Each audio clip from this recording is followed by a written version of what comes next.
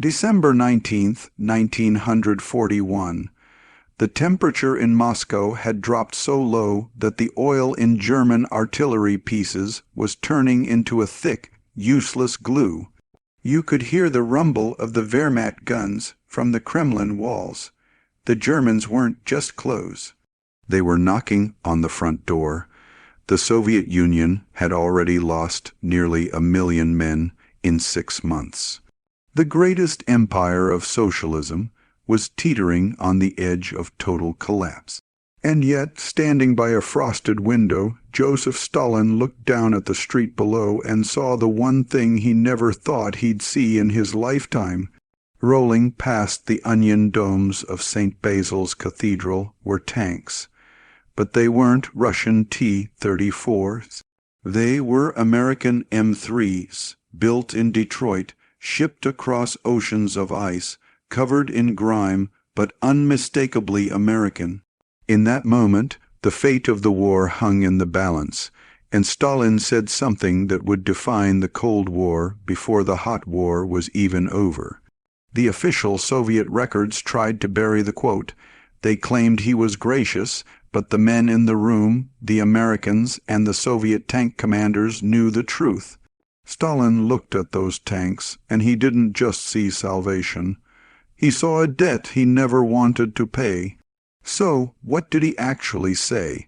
Was it a thank you or was it a threat? To understand that, and to understand why American steel was the only thing keeping the Red Army alive that winter, we have to look under the hood of a relationship that was built on desperation, distrust, and millions of tons of high-grade aluminum.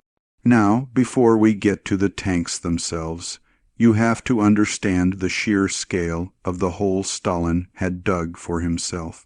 Go back 4 months to June, Operation Barbarossa. We all know the history.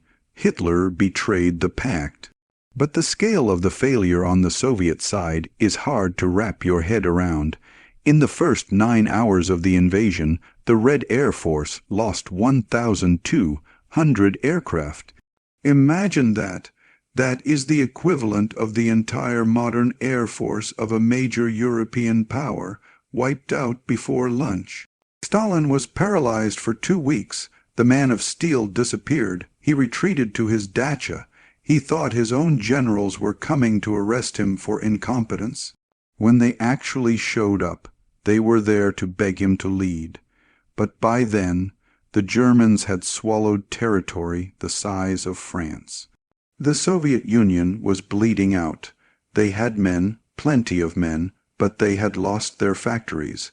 The industrial heartland of the West was being overrun.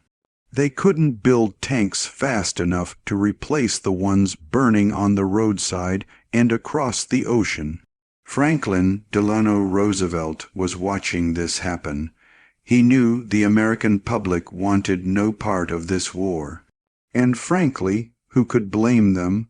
Why should an American boy from Kansas die for a Bolshevik dictator who had spent the last decade purging his own people?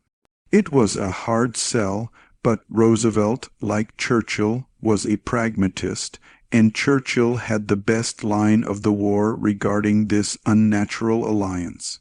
He said, if Hitler invaded hell, I would make at least a favorable reference to the devil in the House of Commons.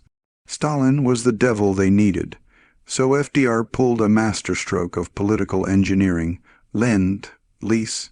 He sold it to the American people, not as a military alliance, but as a neighborhood safety measure. He used that famous garden hose analogy. If your neighbor's house is on fire, you don't haggle over the price of the hose. You give it to him so the fire doesn't spread to your house. Now, if you appreciate deep dives into the military history that shaped the 20th century, do me a favor and click the subscribe button. It helps us dig up these archival reports that usually get left out of the textbooks. So the deal was signed August 1941, but signing a paper in Washington is easy. getting a 13-ton tank from a factory in Michigan to a frontline unit in Moscow. While the world's most powerful navy is trying to sink you, that is a logistical nightmare. There were only 3 ways in, and all of them were suicide runs. You had the Pacific route San Francisco to Vladivostok, but we weren't at war with Japan yet, and the Japanese controlled those waters. We couldn't use American ships. We had to transfer goods to Soviet freighters, and even then, they could only carry non-military supplies legally. You had the Persian corridor, but that required invading Iran, which the British and Soviets did, and building a massive railway infrastructure through the desert mountains from scratch. That would take time Stalin didn't have, so that left the Arctic, the Murmansk run. If you talk to any old merchant marine who sailed that route, they get a look in their eye. It wasn't just the U-boats. It wasn't just the Luftwaffe flying out of occupied Norway. It was the ocean itself. Waves so high they could snap a Liberty ship in half. Spray that froze the second it hit the deck, adding tons of ice that had to be chipped away by hand in the dark, in sub-zero gales. Or the ship would capsize, but the convoys pushed through, and in November 1941, the first batch arrived. What exactly showed up on the docks at Arkhangelsk? It was the M3 Stuart, a light tank.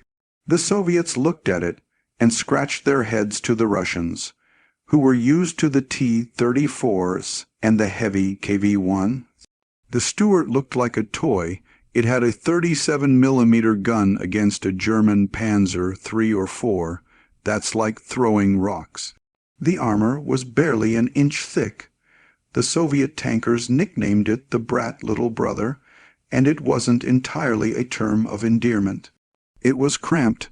It required high-octane gasoline, which was a massive fire hazard. Compared to the diesel the Russians used, a hit on a gas tank didn't just stop the tank. It turned the crew into a bonfire. But then winter set in. The Russian winter of 1941 is legendary. It broke the Wehrmacht, it froze Greece, it snapped firing pins, and this is where the American engineering shocked the Soviets. A Soviet tank commander named Dmitry Lozer wrote extensively about this. He said they approached these American tanks with total skepticism. They looked weird, they were tall, the angles were all wrong, but then they climbed in. They hit the starter and the engine turned over. First try, minus 40 degrees. Do you know what it takes to start a T-34 in that weather? You have to build a fire under the hull to thaw the oil sump. You have to waste precious fuel idling the engine all night. But the American tanks, with their precision machining and high-quality batteries, just worked. Loza said the interior was like a limousine compared to a Soviet tank. Leather seats, radios that actually transmitted clearly. The Russians were used to communicating with signal flags because their radios were junk. Suddenly, they had a tank where they could talk to each other, where the transmission didn't shred its gears every 50 miles, and where they didn't freeze to death waiting for the engine to warm up. But the Stuart was just the appetizer. The real controversy started when the M3 Lees arrived. Now, if you're a tank buff, you know the M3 Lee is a strange beast. It looks like a committee designed it. It stands over 10 feet tall. It's got a 75mm gun, which is great, but it's mounted in a sponson on the right side of the hull, not in a turret. That means you can't aim the big gun without turning the entire tank. The Soviets took one look at the skyscraper of a tank and gave it a new name, a grave for 7 brothers, because that was the crew size, a grave because of the silhouette in the flat steppes of Russia. A 10-foot tall tank is basically a lighthouse for German anti-tank gunners. And there was German anti-tank gunners. And there was another problem. Rivets. American manufacturing was still transitioning to welding. The M3s were held together by rivets. When a German shell hit the outside, even if it didn't penetrate, the shockwave would shear the rivet heads off on the inside. Those rivet heads became supersonic bullets, bouncing around the crew compartment. You can imagine the horror of that. You survive the impact, but your own tank's construction kills you.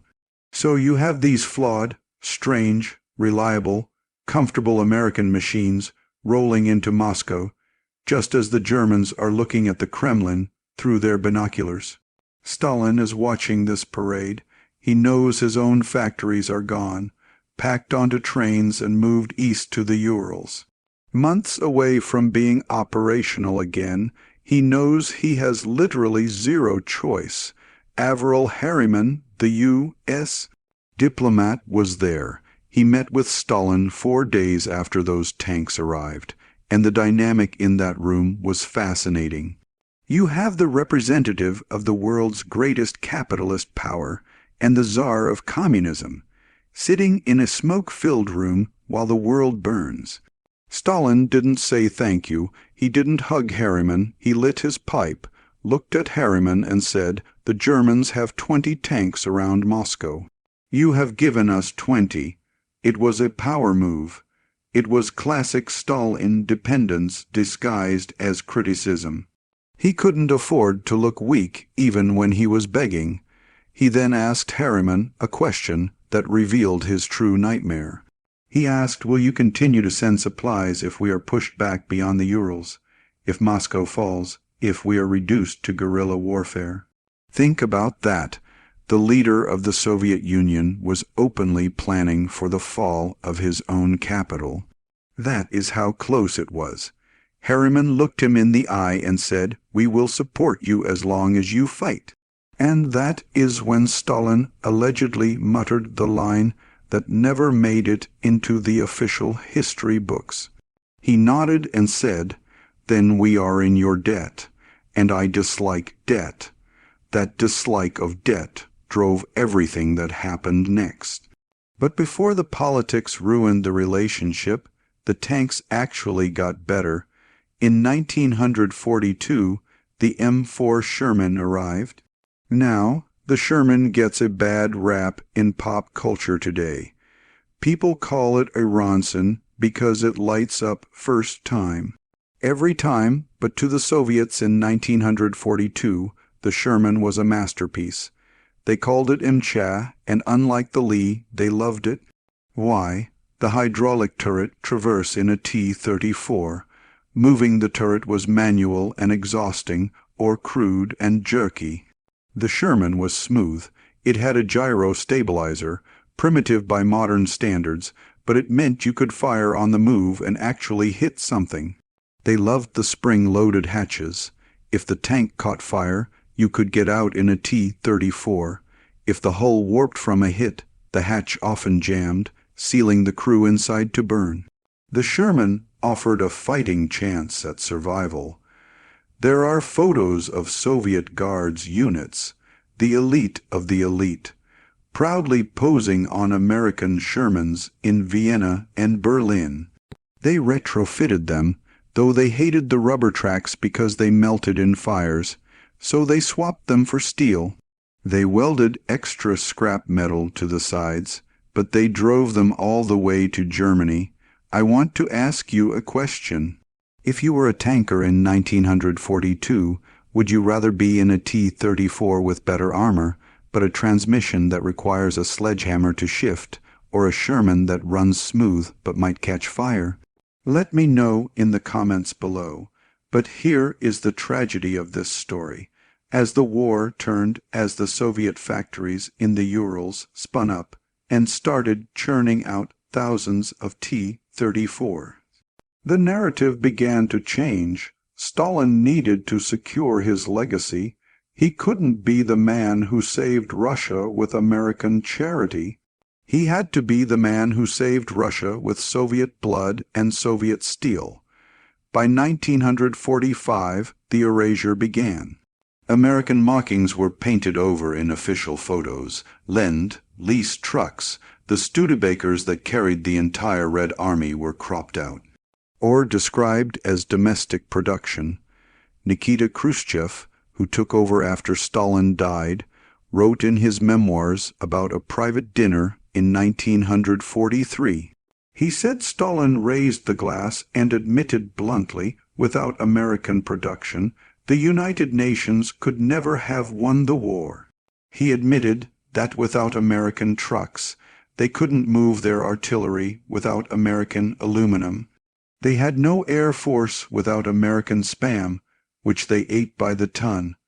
They would have starved, but he never said it into a microphone. Let's look at the final receipt, because the numbers are staggering. We didn't just send 20 tanks by the end of the war. The United States sent the Soviet Union over 7,000 tanks. That's about 15 to 20% of their total tank force in the critical years. But tanks were just the flashy part. We sent 400 trucks, jeeps, motorcycles. We sent 11 rail cars. We sent enough telephone wire to wrap around the earth 50 times. We sent 15 million pairs of army boots. If you marched into Berlin in 1945 as a Soviet soldier, you were likely wearing American boots, eating American canned meat, driving an American truck, communicating on an American radio, and firing shells made from American gunpowder. That first convoy in December 1941 was small, just a handful of tanks, but the psychological impact was nuclear. It told Stalin he wasn't alone. It told the German generals that the industrial might of the USA was now against them. Stalin disliked that he disliked reliance, and the Cold War that followed was in many ways his attempt to prove that he never needed us in the first place. He spent the next decade building an iron curtain to hide the fact that the foundation of his victory was poured in Pittsburgh and Detroit. But the men who fought knew the tankers, like Dmitri Loza, who famously wrote that he preferred the Sherman to the T-34 for crew survival. They remembered the warmth of the heater, the hum of the engine in the freezing dark, and the strange white star painted on the side of the hull. History is written by the victors, and the Soviet Union won, but truth has a way of rusting through the paint eventually. If you enjoyed this, look at the hardware of World War II. We've got a full breakdown of the T-34 versus the Sherman right here on the screen. It goes deeper into the specs. Click that and I'll see you there.